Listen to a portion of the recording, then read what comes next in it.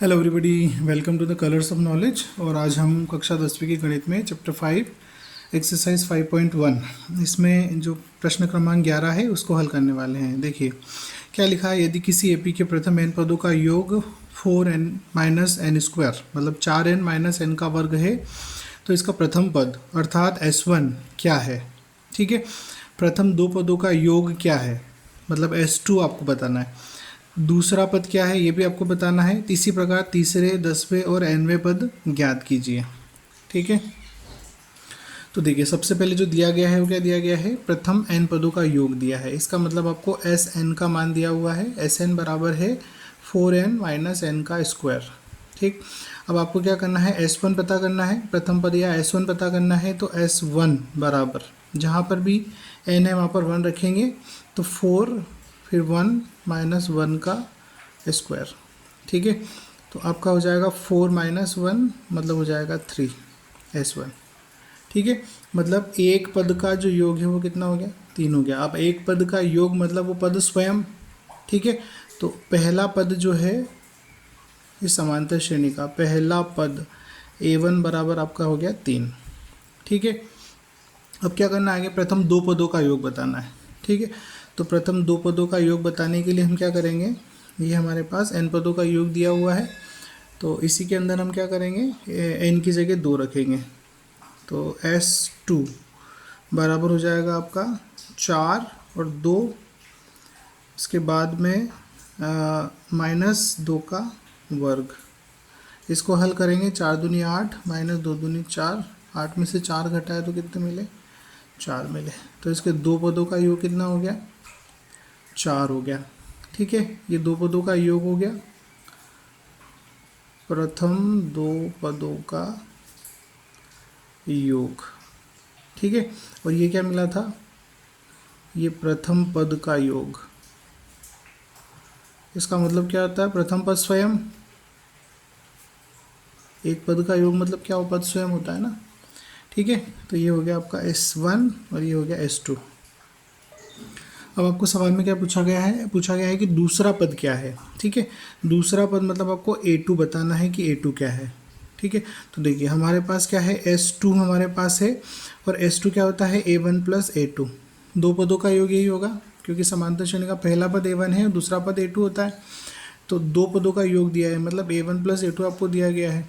अब S2 हमारे पास कितना है, 4 है और A1 हमारे पास 3 है। ठीक है, और A2 आपको पता करना है। 4 3 यहाँ आएंगे, माइनस करेंगे, है ना, पक्षांतर किया तो 1 बराबर A2 या A2 बराबर क्या हो गया, 1 हो गया। मतलब जो दूसरा पद है समांतर श्रेणी का वो क्या है, 1 है। ठीक है, अब आगे देखिए, इससे हम क्या लिख सकते हैं, समांतर श्रेणी लिख सकते हैं। समांतर श्रेणी क्या होगी, A1 A2 A3 इस प्रकार से समांतर श्रेणी होती है ना। तो हमारे पास पहला पद क्या है, पहला पद है हमारे पास 3, A1 आपको 3 है। उसके बाद दूसरा पद क्या है, 1 है। अब तीसरा पद निकालना है हमको, तो तीसरा पद निकालने के लिए हम D निकाल लेते हैं इसमें से, है ना। तो D क्या होगा यहाँ पर, देखो A प्लस डी जो है उसका मान हमारे पास कितना है, 1 है। दूसरा पद है ये, दूसरा पद यही होता है A प्लस डी।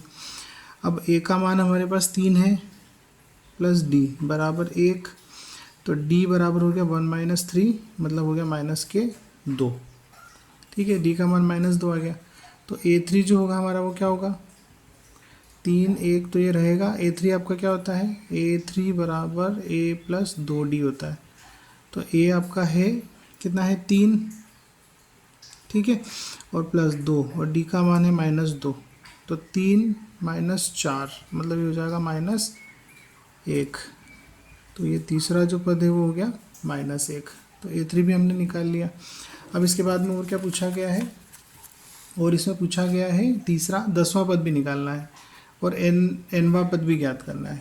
तो 10वां पद निकालने के लिए हम क्या करेंगे, देखिए 10वां पद जो होता है A प्लस 9D होता है।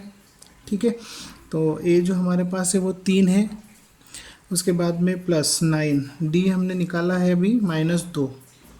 ठीक, तो 3 प्लस माइनस माइनस 9 दूनी 18, 3 में से 18 घटाएंगे कितना आएगा, -15। तो जो 10वां पद है समांतर श्रेणी का वो क्या हो गया, -15 हो गया। अब देखिए इसमें 10वां पद भी निकाल लिया हमने, अब nवां पद निकालेंगे। तो देखो हम क्या जानते हैं, we know that a n जो होता है वो a plus n minus one multiply d के बराबर होता है। ए का मान हमारे पास कितना है 3, ठीक है, प्लस एन हमारे पास नहीं है, हमको nवां पद ही निकालना है, और डी जो है हमारे पास -3 है, ठीक है, सॉरी -2 है, ठीक है, ये निकाला हमने -2, डी बराबर -2। तो डी का मान -2 रख दिया। इसको थोड़ा सा सॉल्व करेंगे, 3 प्लस यहाँ गुणा कर देंगे, तो देखिए क्या होगा, n-1 और -2 गुणा करेंगे, प्लस का माइनस में गुणा -2n और माइनस माइनस +2, ठीक है। तो ये हो जाएगा आपका 3 और 2 5 हो जाएंगे, -2n। तो जो समांतर श्रेणी है उसका nवां पद क्या हो गया, 5 - 2n। तो इस प्रकार से हमने इस प्रश्न में जो भी हमसे पूछा गया था वो सब कुछ हमने निकाल दिया है। देखिए क्या क्या पूछा गया था, n पदों का योग दिया है, तो आपको प्रथम पद पूछा गया था, प्रथम पद a1 हमने 3 निकाल लिया, उसके बाद में अर्थात s1, तो s1 भी 3 ही होगा क्योंकि पहला पद एक पद को जोड़ने पर वो पद स्वयं आएगा। फिर प्रथम 2 पदों का योग क्या है, तो प्रथम 2 पदों का योग हमने निकाल लिया, s2 बराबर 4। इसी प्रकार से हमने दूसरा पद क्या है वो भी निकाल लिया, दूसरा पद a2 जो कि 1 है, ठीक है, और उसके बाद में तीसरा पद भी निकाला, 10वां पद भी निकाला, और nवां पद भी हमने निकाल लिया इस प्रकार से, ठीक है। तो आशा करता हूँ आपको समझ आया होगा। थैंक्स फॉर वॉचिंग, वीडियो को लाइक कर दीजिए और शेयर कर दीजिए, और थैंक यू।